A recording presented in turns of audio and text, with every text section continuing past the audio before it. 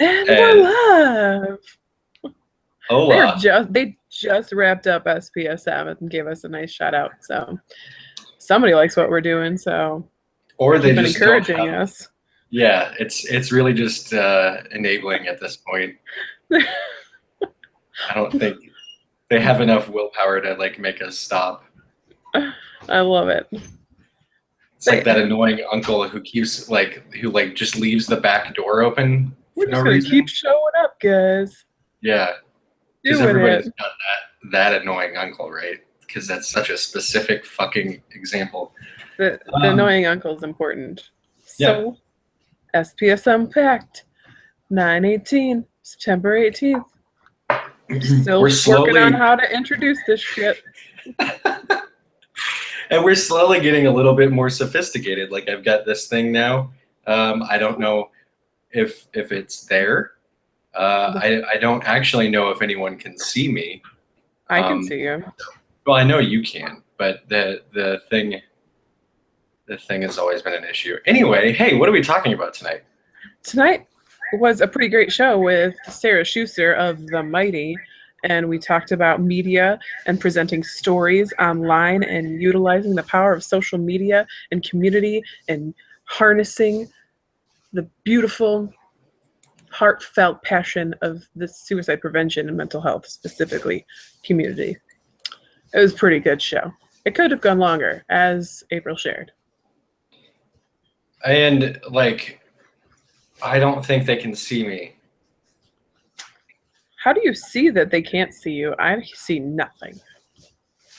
All right, maybe they can. I don't know anymore. Oh yeah, okay. So I just got feedback that yes, they can, and I'm sorry, I didn't mean to change the subject. Yes, no, it was an amazing show.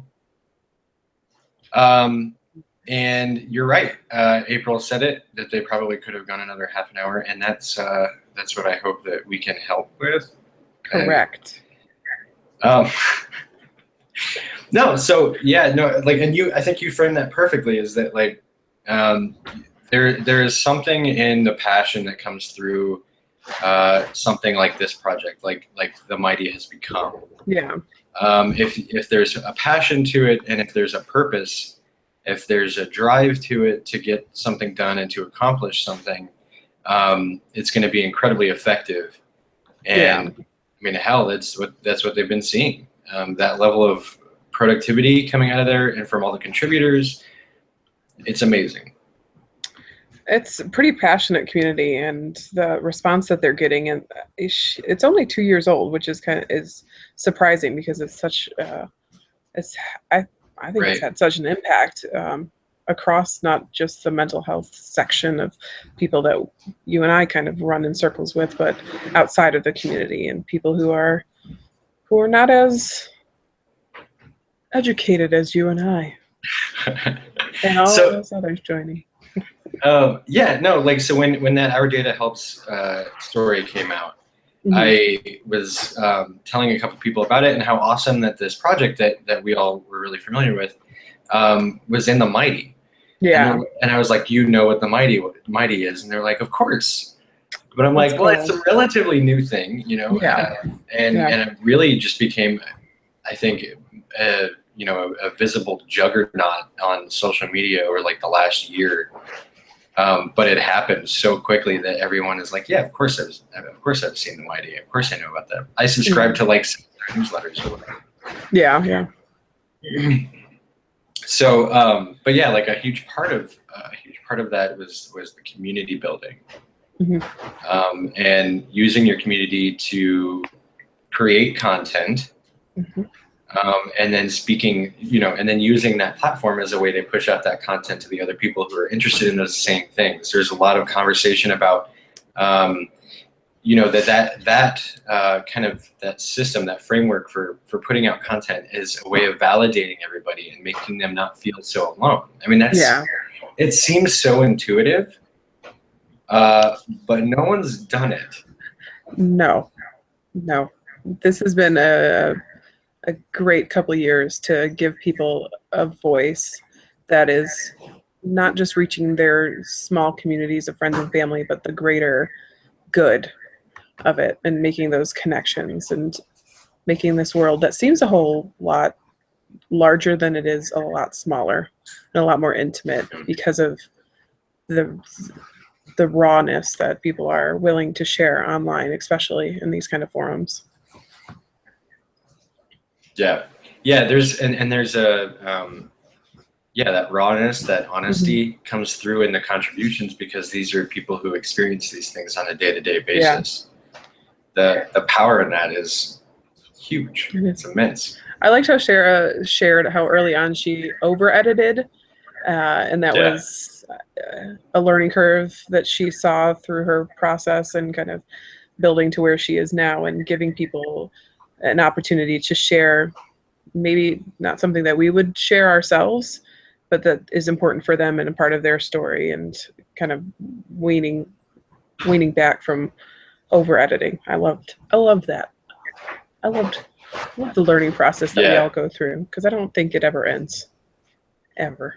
No. I hope it never ends. Because if you don't learn anything, you got issues, son. You better check yourself. Nobody's perfect.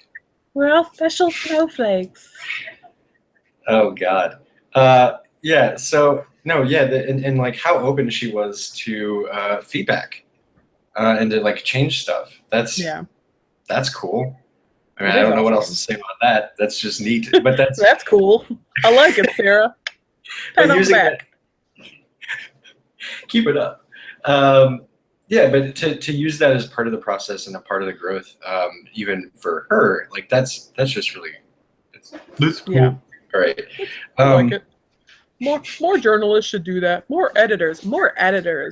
I think the journalists are on the cutting edge and are willing to take risks, and it's the editors who have to consider the full scope, right, of the image and what they imagine the community needs and wants. And I think they need to rein that in a bit, to not project their own views and beliefs of what is needed, and maybe look at the larger of, will this help others? Will others respond to this helpfully, safely, etc., etc., etc.?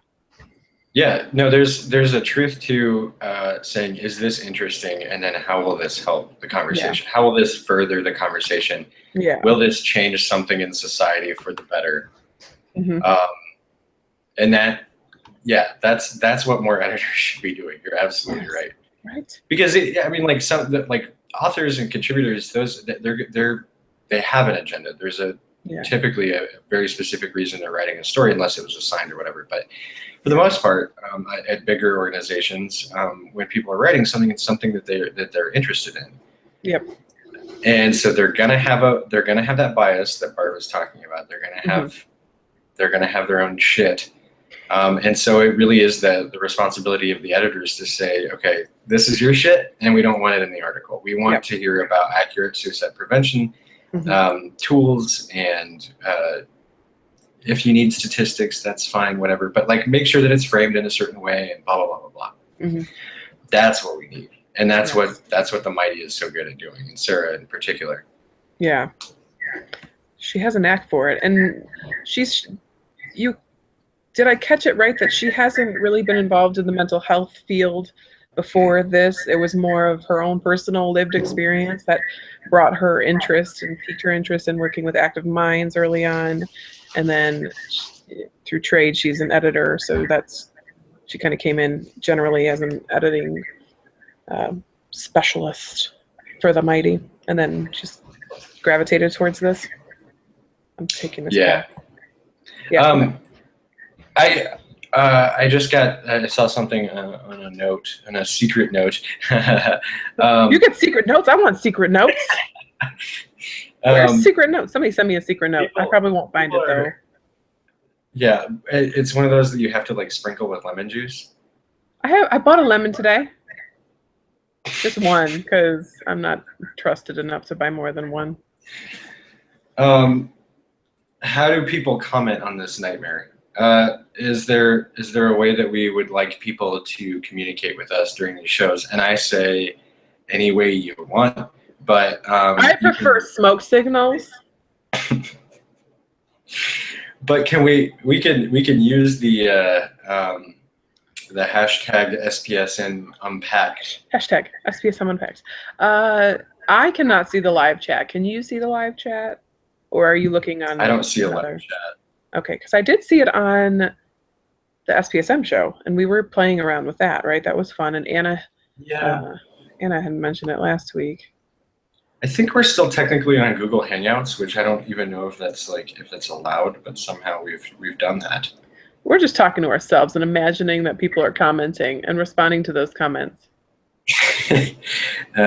Oops. No, there's a thing down here that says that there are 5 people watching, so that is nice. Oh, thanks, 5 people. But it's I've got Shy is my secret messenger. She is. I love Shy the secret messenger. She's saying that she can't find it on YouTube or for iPhone or iPad. Well, we're gonna have to talk to her about that. But how did she find it? Maybe using the link? They use a link, girl. What does that sound? Oh, I see that. Oh, that's you, actually. I like that we're figuring this out as we go. Oh, hey. Live TV, man. I wonder. Okay, so there is a comment section here. I'm figuring responsiveness to feedback. I love you, people. That's right, Bill. They should. What did he say? He said, "Go figure. Responsiveness to feedback. More nonprofits and professionals should do that, right?" And writing, working. So why can't you read the comments? That's a good question, Bill. I'm not sure why we can't read it. I opened the actual window to do that, so we're working on it. We're working on it, Bill. Maybe you can show us if you figure it out. Yeah. Right? All right, I'm sending Shy this live link. So what? I think she has it. She was just saying that that was something that anyway. So she kind of talked about clickbait a little bit. Yes, I'm sorry. No, you're fine. Clickbait. So, yes, clickbait. They don't use clickbait. They use, what did she call it?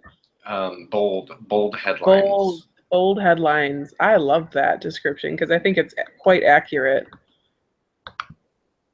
Bold headlines. Yeah, well, it is accurate, but somebody, and I don't remember who this was, who commented, that they're really straightforward, even if it is a little bit sensationalistic, if it's got a tinge of clickbait. Yeah. They're still really direct about what the story is. It's this is what the story is. If it inherently has something sensationalistic attached to it, we can't help that. But this is what the story is. It's just part of the story, and I think it's like any headline. I think it's kind of a throwback to the traditional newspaper that we would get, right? It was pretty to the point, accurate. Some of it was highlighted and bolded more than others that were less featured pieces. And it's of interest. They're human interest pieces. Yeah.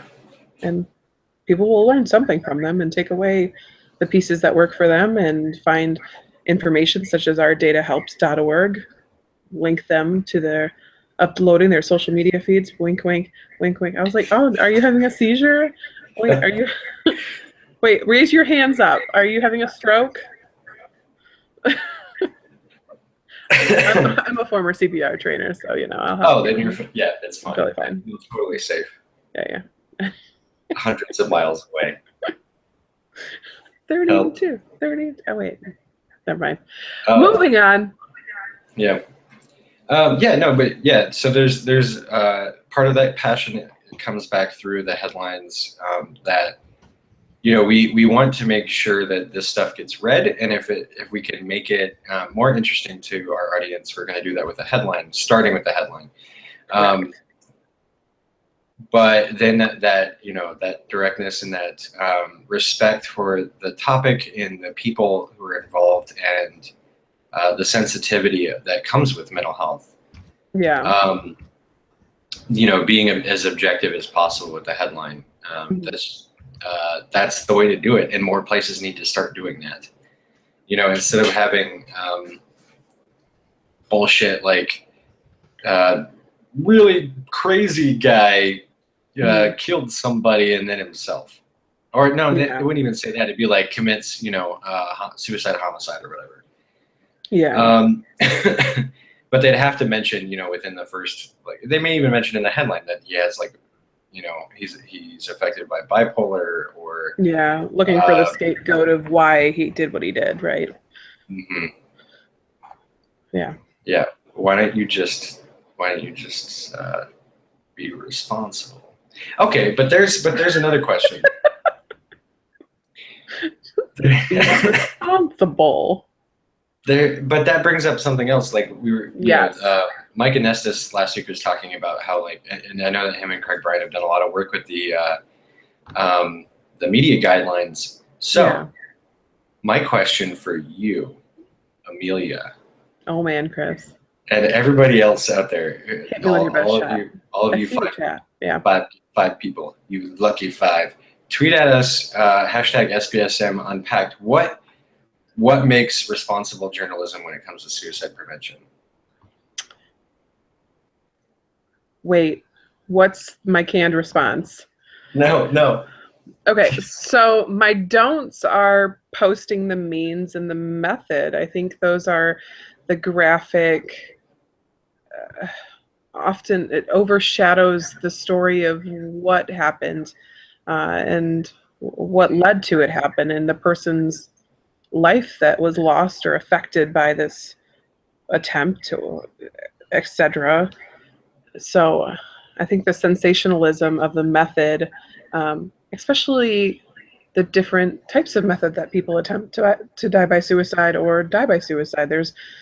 I work with those that have lost loved ones to suicide. I've worked with those that have attempted themselves, and I know much more than I would have ever anticipated on how people die and how they attempt to die. And I think that often overshadows what was the major concern, what was happening in their lives that led to this attempt, that led to their death, that we can learn from, grow from, do better to help the next person, do better to help the person that's struggling themselves with these overwhelming thoughts and concerns. And, you know, the learning that gun violence is firearms are used in over 50% of deaths. I mean, we have found that if we educate those for safe storage and, you know, talking about methods, if a person is threatening to attempt to suicide, that the rates go down, that Mm-hmm. lives are saved when we remove the means and when we address the means head on. But I don't In the most lethal means too. Correct, and I don't think that mirrors when we actually report on suicide. I think it's helpful addressing it when we are attempting to save a life and preventing suicides and talking about interventions. I don't think it's the same when we're reporting on.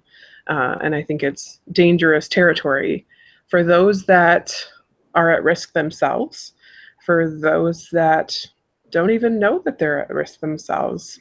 You know, sometimes it's that underlying surface of what are these feelings that are happening. And I think Right. those are the largest concerns. And we've seen a lot of that with the concerns of copycat suicides and, you know,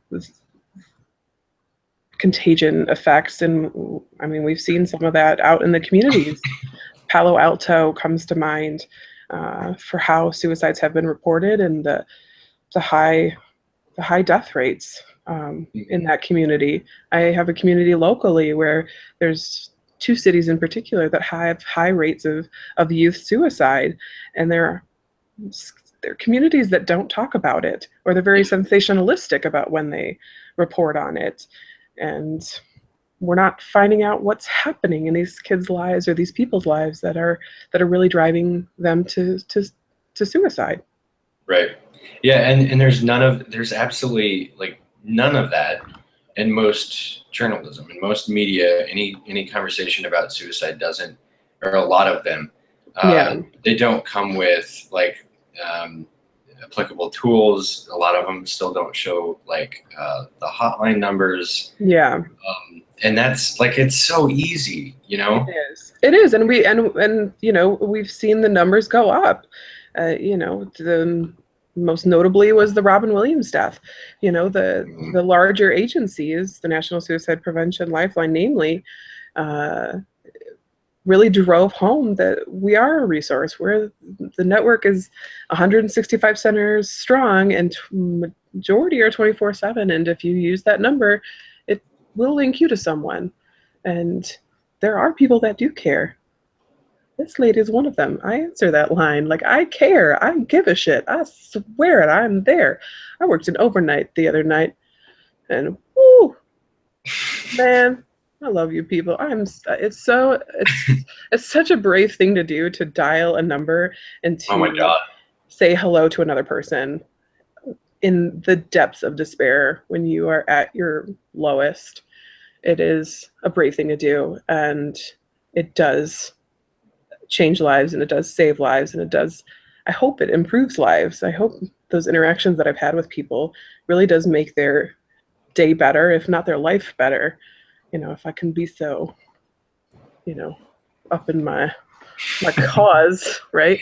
So No, yeah, and like, when we get the numbers out there, when we get the National Suicide Prevention Lifeline, when we get the crisis text line out there in large numbers, people respond. They do save those numbers.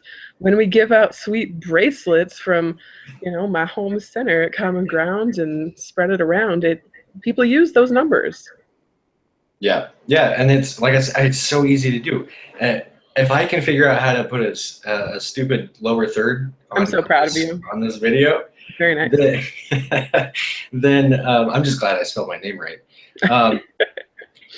But if we can figure out how to do this, if we can create content like this, then Yes. then it is not difficult to flash the Lifeline phone. It's not difficult to flash the CTL number or whatever the resource is that you want to use.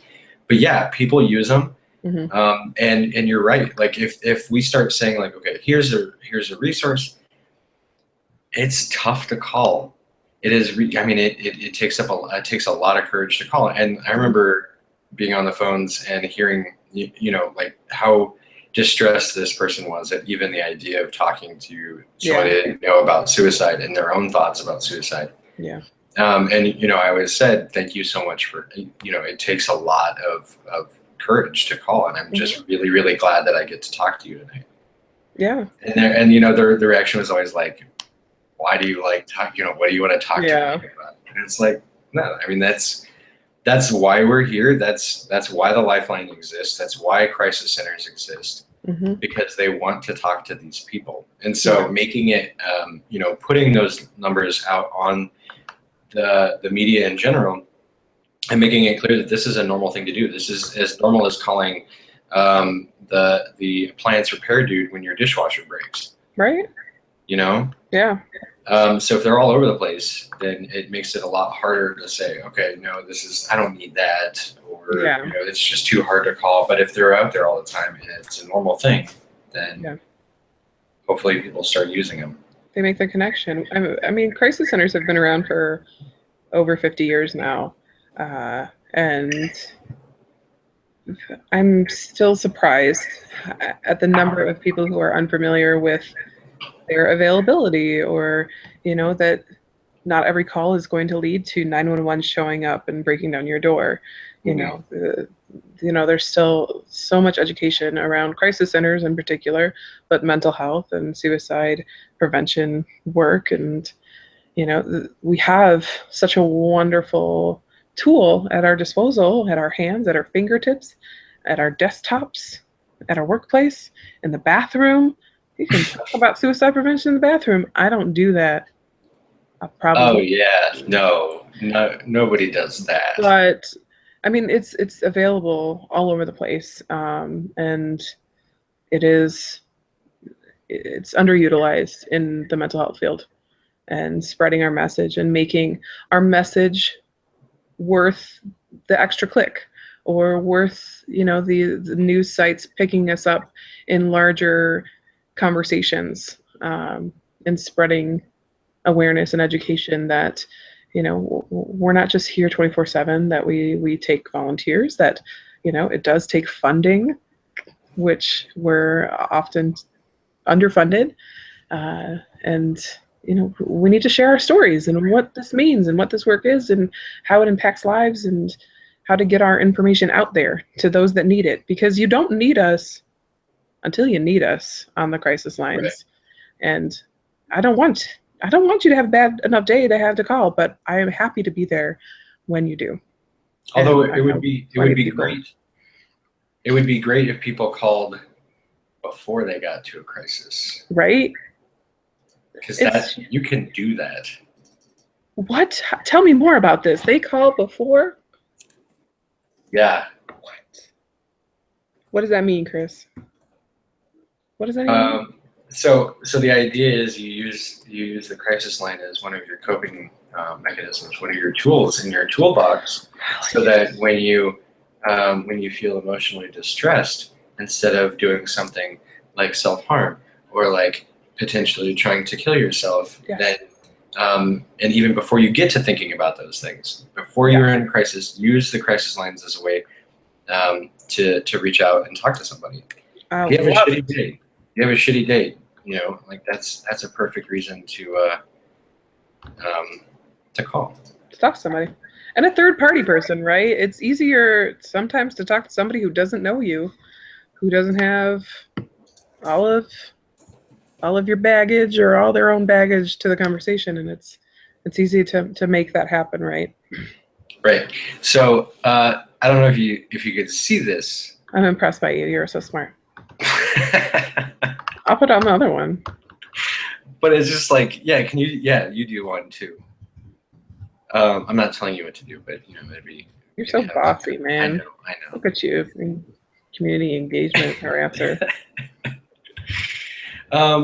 So use your crisis lines. They're there for a reason. Hey, something. This was interesting, and this is kind of. Oh, wait! Before I jump over to this, because it was going to be a tangent. Yeah. I love your tangents. So I think what we decided is that for responsible journalism, the most important things are avoid any kind of talk about means or method, because it's not useful to the story. It's not useful to the narrative. It doesn't actually contribute anything. It contributes jack shit most of the time. I think there are some times where there are very few and far in between cases where I think it might be helpful. However, so don't give a shit about means or method. All that does is serve to sensationalize the topic more and trivialize the person's life. And make it harder for people. It makes it harder for people to talk about how to get help. So don't do that. And then the second thing is provide resources when you talk about suicide. And I think we should add. I don't remember how many fingers were up. I think it was 2. I get lost. Add. I think this should be the Unpacked motto. Don't be a dick. Like, have a purpose when you're writing a story, and try to have it be like a hopeful one. Like, hey, we can actually help save lives and keep people from killing themselves if we do this right. And so that, don't be a dick. Don't be a dick. And there's plenty of resources. I mean, reportingонsuicide.org is a great one. American Association of Suicidology has a great piece on how journalists can report out. The Pointner Institute is going around and sharing information with their journalists on how to report safely and inclusively. Don't they have like a training or? They do have it. I think they have a training institute. I think there was a whole a few-day training that is out there that bring in the experts. Yes. To talk. Yeah. And if you don't know if something's like cool or gonna fly on a story, reach out to your local crisis center and get an opinion. Like that's one of my biggest pet peeves with journalists, and God knows I love journalists. I love you people. However, just ask for help sometimes. Like if you aren't sure, I know you work with really quick deadlines, and it's sometimes unfair to expect people to help like that. But seriously, just ask, Anybody at a local crisis center, if something is like, if you're using the right language, if it's offensive, whatever. Yeah. If it's helpful, like that's just ask if it's helpful. Is this helpful? Correct. So yeah, no, I think those are 3 good. I think we figured it out for them. I think we got the formula. I think it's down. I think it's ready. We're gonna have to talk to Sarah on how to package it. Ooh, sell it. That's a good idea. You know, we could contribute that. You know, interesting at all. It'd be interesting for the journalists, but like, and that's the thing is that, you know, because it is such a limited conversation that it's kind of hard to like. Yeah. And especially like when you experience something like this from somebody who wrote a story. Yeah. You know, the typical reaction is like, well, I gotta go tweet them or I gotta go email them now. Yeah. When we, you know, we talk so much about how helping correct relationship or correct terminology. Yeah. You don't do it in the moment because that's all it's going to do is piss them off and make them more defensive. Here, yeah. So it's the same thing with journalists, and April has talked a lot about this in the past. Is that the best thing that you can do is form really, really strong relationships with local journalists or people at national sites or wherever. Yeah. So that when you do have something come up, when you have a story that you'd like to report on, or if like say, you know, there's a month where people pay attention to suicide prevention. Are you talking about September? I think that's it. Yeah, September Suicide Awareness Month, guys. Yeah, something like that. There's a few things going on. Check it out. suicidality.org. I'm fucking digging all of the hotline numbers that are popping up underneath your face. You're welcome. I love sharing resources. I honestly, if you don't need it until you need it. So the more we can make this accessible, attainable, accurate information and numbers, the better it is for the people out in the world, because we've all had bad times. We've all had bad days. Yeah. We need to know that other people are there. And, you know, the different lifelines. Lifeline's for everybody. Crisis text line is for everybody. Trans Lifeline is run by those that are trans and those that want to help trans people. It is specific needs. Like the Trevor Lifeline is for youth that are LGBTQ. There's different crisis lines for different people and all shapes, sizes, varieties, everything. Many more. Species. Yeah, you know, there's alien hotlines. I think Katy Perry runs that one. That would make sense. Although I think she also runs the hotline for left sharks. No, Left Shark runs the Left Shark hotline. With friends on the Twitters, okay? Spread good information, Chris. Yeah. What just happened? Yeah, so don't be a dick, I think is where we left off. But yeah, like, so ask for help, do your shit right. Forming relationships. Yeah, get to know people all over the place. And try to make it, you know, try to make it a priority for them to report on things correctly, but also, you know, you could feed them the stories when they happen. So have you ever had like an experience with a journalist or a reporter where like you tried to give them resources and it hasn't worked? Plenty of times. There's been too many times, and it hasn't been recent. I think there has been a change in how people report out stories, at least locally, because we've developed relationships with a lot of the people that I work with through community task forces, community events, presentations, outreach I've done specifically, that they're really receptive and they're familiar and encouraged to include Common Ground. I work at Common Ground. Their information and how to reach the hotline, and including our website, including our crisis chat and text number, and how to access us. So they're pretty inclusive about that. But a few years ago, I would remember that I asked them to include at least the National Suicide Prevention Lifeline, include the Common Ground local number, and they never did. Or there's quite a few who will go off the grid, do their own story reporting, and they won't include information. And I am happy to send them a little note and say, hey, by the way, this might help your story, or at least your Yeah. readership. So how about you edit, open, function, and things go live pretty quickly too. So with the demand for information and the influx of information, reporters will go out and put out their information without much thought, without much editing, without much concern. So, Or yeah. So when you are mm-hmm. writing for like a blog that yeah, they get paid based on click-throughs on ads and stuff, and so when you're trying to get stuff, more and more content out there based on clicks, the priorities shift pretty heavily.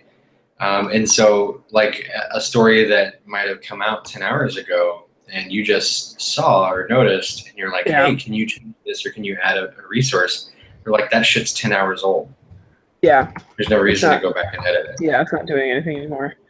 But it's important still, reaching out. If I see, broken links or, misspelled words, or, if a hotline number could be added, I send a quick email. And a lot of information is pretty accessible now. I'm sometimes surprised how inefficient journalists are themselves, or those that are writing blogs or information content to put online are like, oh, I didn't know I could look that up, or I didn't know about that resource, and and I guess it's the familiarity that I have with this work that I'm like, oh, I just put up this term, and I'm gonna this search engine's gonna share this awesome information, usually at the top of the page, and I can learn this wealth and share and grow and build. Yeah, that's happened a few times. Like a journal. It broke. You broke. It broke. I'm gonna redo this. I don't know.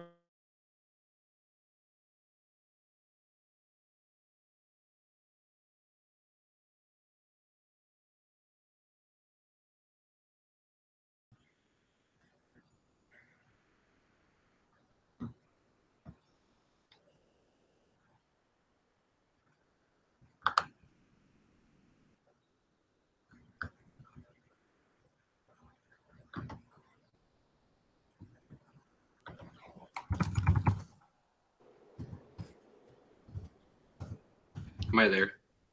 I hear you now. Okay, so I'm gonna continue trying to open this back up because everything is awful always. But that sweet Kansas internet.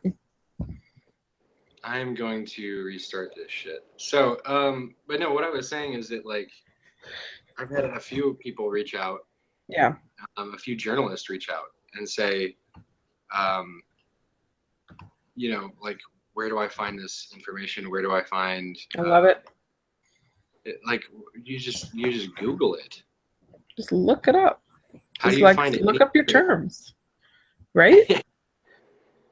I look up so much. So I Google everything. I'm surprised when people are like, "No, it's just a funny thing to say." No, it's real. It's like encyclopedia in computer form. It's crazy. Do people say that? They're like, what do you use Google for? Yeah. Or they think I'm not serious. I'm so serious. I don't know what we use Google for. Is Google a thing? Google is a big thing, and that's amazing. Is Google a person? It should be. I'd hug them. Give them a nice pat on the butt. Good job. Go team. Good game. Good game. Good game. No. Anyway, moving on. What were we talking about? I don't know, but my computer is angry. I like it. I like when your computer gets angry. I think people are leaving us anyway. It's fine. Yeah, the fun part is that like if my computer doesn't start, Yeah. I have no idea how we're gonna stop the broadcast. Are you serious? So it's just gonna be 24 hours Of just like staring at your room? Like, what's just us chilling out. if you just like cut your computer off? I like it. Yeah. But yeah, so like I don't know. I mean, like it's cool that journalists want to reach out, and I'm sure that that's something that's like kind of left over from before. That's the investigative part, right? Yeah, right. But at some level, and what I think I loved so much about what Sarah was saying that she does, she actually fucking reads stuff and does research and tries to learn about stuff before she starts going into a topic, because it's always nice to be informed. Right. Yeah. And that's responsible. Hmm. I get a lot more play with like my emphasis on the phone. I like it. Whoa. Your face is like right Yeah. there. It's right there. Yeah. Where's your So little yeah, no, Yeah. so there is that level of research that you can do because Google exists. So that's good. Hmm. Oh yeah, so the tangent that I wanted to go on earlier, and this is Yes, something please. that's interesting. So like for people who are watching, if they're still there, and don't know this, you hosted a webinar for AAS a couple weeks ago, right? I did. And John Draper was on there, He and was. he is always great and has a He lot of, is. and I'm not just saying that because he's my boss. No, he's pretty good dude. He's pretty smart. Pretty passionate. But he brought up something that I thought was really cool when he was talking about like the first crisis center that was being created. When I think that was one of them that Schneidman was working on or whatever. Yep. And so D.D. Hirsch. was that D.D. Hirsch? Okay. D.D. Hirsch. And Yeah, so they started. They started it and they called it the Suicide Prevention Center. Correct. And apparently that was like super controversial. That's right. 1950s, man. That's insane to me. Like father of suicidology. Suicidology is a real thing. Google it. But the fact that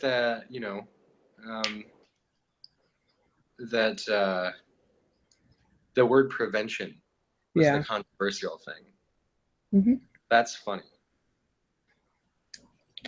All right, I'm getting close. We've come a long way since then. And that was a pretty sweet webinar. We doubled the numbers that usually attend it. Nice. People are interested in the crisis centers. Home team. Go home team. All right. Oh God. What's happening? What's happening? Okay. Aliens have taken over Chris's body. Sorry. All right. Hi. Hello, Chris. How's it going? So good. This shit. I love it. I love Chris's tech issues. It's the favorite. All right. So, but yeah, no, the whole dealio with the term prevention, like the idea that you can prevent suicide was controversial to a lot of people. Yeah. And it's very interesting. I was actually talking to a really good friend tonight, and he had a very similar view. His words were along the lines of, I think if somebody's going to do it, they're going to do it. Yeah. Yep. I've heard that. And so that's still very pervasive, and it still makes it really hard to talk about. But so like, and I told him that in some ways, that makes our job as preventionists a lot harder. Yeah. Because while we are still doing all this stuff, and while we are saving lives every day, people are still dying. Yeah. At higher and higher numbers. So to call us prevention, prevention specialists, prevention people, we work in a prevention field. It makes it a little bit harder to talk about it in those terms, just because people are still dying. And there is that pervasive thought that if they're going to do it, if they want to do it, they're going to find a way. Yeah. Even though, and I want to be clear, even though we know that is not always the case. Correct. Most people, if not all, who think about suicide experience ambivalence at some point, and they have, they often have equal weighted sides of wanting to live and wanting to die, and they have very good reasons for both. Yeah, I love it. I love talking to ambivalence. Ambivalence. I love talking ambivalence and suicide. It's a really powerful pivot for some people, that putting that into context and to talk about the death side that is so strong, and the life side that I do want to live, but I don't know how when I feel this way because of XYZ. What if XYZ? What can we do to relieve that? And it can turn a conversation that seems like there's no other options to the realization that they do have options, that they do have control in their lives. It's powerful. It's powerful stuff. But we don't know enough yet, because what fits one person does not fit the next person. And as much research is out there, we need more. We need so much more. We need the time and money and manpower to make it happen. And it made me really happy when Sarah started talking in no uncertain terms that it's cute what we've done so far. It's very cute. I love her. But it's done nothing. That's not true. It's done a lot, but we can do a lot more. We can do a lot more. And her call for people to be more specific about what we need in the field. I mean, fuck, man, that's genius. Yeah. It makes so much sense. Mm-hmm. But it doesn't. And you do hear those rants. The mental health system is broken. There's pieces of it that are broken. Right. Yeah, because that comes down to and that's politics. And that's a specific comment. Money. Yeah. Fight the power. Yeah. I like that. I like that Tony brought up that this is the system that we've built. Yeah. Which, yes, but I didn't build it. I didn't vote for this shit. I wasn't like, yeah, that's a great idea. Let's make this as complicated as possible for those that are in emotional crisis and have potentially lifelong concerns. And it's bizarre. It is bizarre the way it was created, and the effort it will take to make it more accessible for those that really need the accessibility to it. Yeah. It was built on the medical model. True. The reductionist idea that everything can come down to fixing one thing, and usually we're not just one thing, are we, Chris? I'm not just one thing. You're not just one thing. I mean, you're like 12 things. You got a sweater on. You got nice earphones. You got a guitar in the background. You're like 3 things right there. Most of it's shallow. We're just gonna stop talking now. Yeah, no, it's not one thing, but that's how we built it. That's true. Because it's worked so well for the medical community. Yeah, I'm gonna argue that is not true, because it hasn't worked well in the medical community either. Oh, really? How? Yeah. Why? Yeah, because people are people. And fucking people. One thing affects another,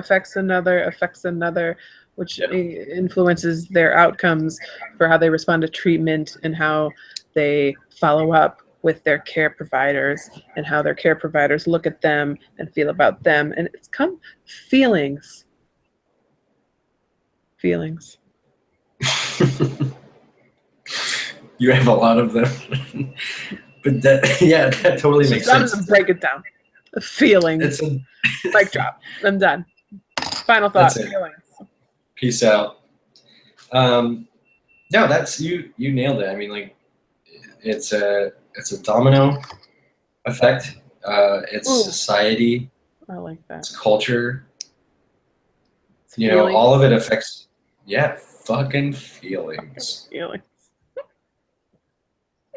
SPSM Unpacked motto number 2. Fucking feelings. Fucking feelings. Oh, I understand why I should make t-shirts. I want t-shirt. Fucking feelings. Yeah, there you go. Oh man. Okay, moving on.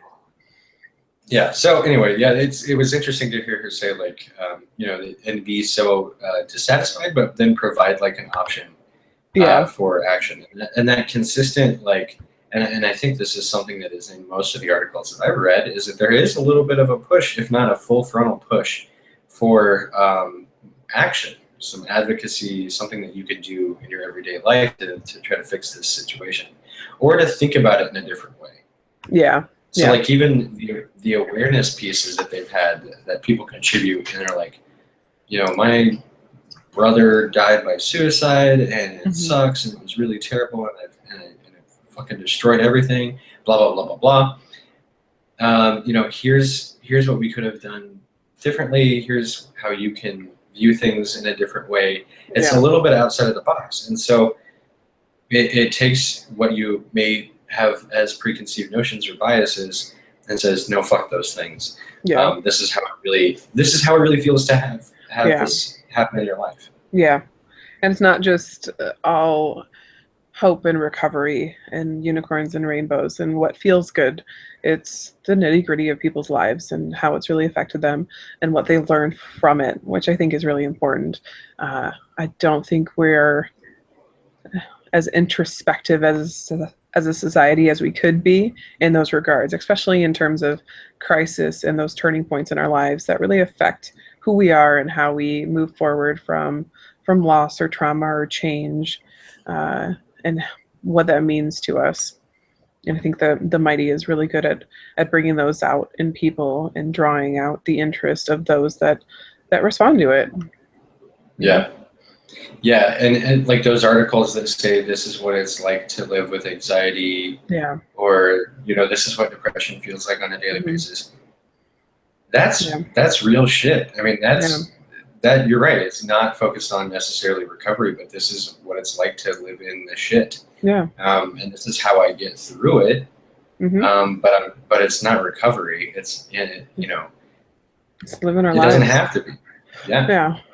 I try to when people ask me what I do, I try to explain it in the term of, have you ever like just been at your worst moment, just everything was awful and terrible and you just cannot imagine what you're going to do next with your life. And I fully believe majority of adults have been in that place at one time or another, whether that was in terms of a relationship or circumstances, a job concern, a relationship. There's usually something that people can relate it to understand this is what it feels like to be in a crisis, especially.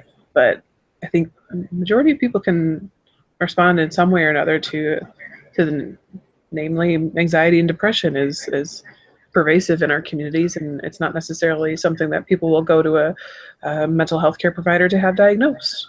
You know, but they know what it feels like and they know what it sounds like. So this could be a real starting point for some people to coping and to addressing their own concerns. Right. Yeah. So like if they can talk about it, or see someone else talking about it, online, does that make it more likely that they'll go and seek professional help in some way? Yeah. If something has been keeping them from doing that. Yeah, I think it does. I think it can. I think it's, we have friends or family members. I have a family member who posted today about their weight loss journey and kind of coming into their own and finding their own fitness routine, and they're one of the greatest things for them, aside from getting healthier and feeling better and, being more active, is inspiring others. And I think the Mighty does a really good job of inspiring others to feel better about their own lives, to make change in their own lives, to providing a platform that people do care, that people do want to hear me.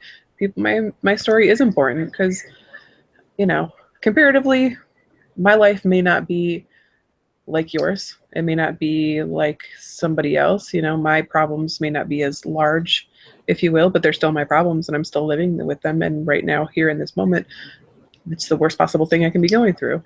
It doesn't minimize what we're going through. I think it, gives us some levity. Yeah. To our issues and what other people are going through. Yeah, and that honesty is validating, and it's great. Feelings are valid. Feelings. All feelings. All of them. All of them. Except for the really dangerous ones. We gotta talk about those ones, all right, people? Let's talk about it. Yeah, quit killing cats. That shit's not valid. That's psychopathy. That should be addressed by a professional. A different kind of warning sign. Correct. Also, could be a warning sign of suicide. I don't know. Have you addressed it? You should bring it up. Yeah. Have you asked the question? Are you thinking of suicide? It's just that. Those are just words. That's it. Yes, I have. Thank you for asking. All right. Well, we're going to turn off the show now. We're going to have an intervention. Man, it's the top of the hour. Oh my God. All right. Right? Huh. Final thought. Do we want to do? Yeah. Okay. Journalists talking about suicide. Journalists. First, I'm going to growl at you, and then I will share my impartful knowledge. Don't talk about methods or means unless it's actually, whatever. Just don't. Actually, it's just easier not to. Just don't. And then provide resources. We did it like for many minutes during this, during the show. And then don't be a dick. Yes. Those are my thoughts. My final thoughts. Don't be a dick. Feelings. Check out the Mighty. You'll never know what story you'll respond to, and you never know what story others will respond to. I overwhelm some people, I'm sure. Maybe my husband, because I talk to him the most. He's like, Amelia, your Facebook feed is a little much. A little much with the information. Because, I talk about this stuff all the time. But I have a lot of people who comment or like or send a message in response to an article I shared in particular. And, that really helped them, or they shared it with another family member and it really resonated with them. So you never know what you share on your social media feeds, whether it be Facebook or Twitter or Tumblr or Reddit or any of the number of Facebook feeds. Pinterest. You never know what other people will respond to. So if something talks to you, share it with others. And it grows. That's how we build communities. That's something that we didn't even talk about, and I won't go into depth about it. But like the Mighty has a whole bunch of different topic sections. That's right. They are all over. They have ones like, for chronic illnesses, disabilities. Yeah. That's right. So you go to it now. Yes. Go do it. Get now. And find all the stories and tell us your favorite. Yeah. Namely one that has Chris Maxwell in it. No. Yeah. There's only one of those. You're going to find it. And I hope you really like it. And then I hope you donate all of your social media data to us. Ourdatahelps.org. That's right. Shout out. All right. Peace out. Bye, guys.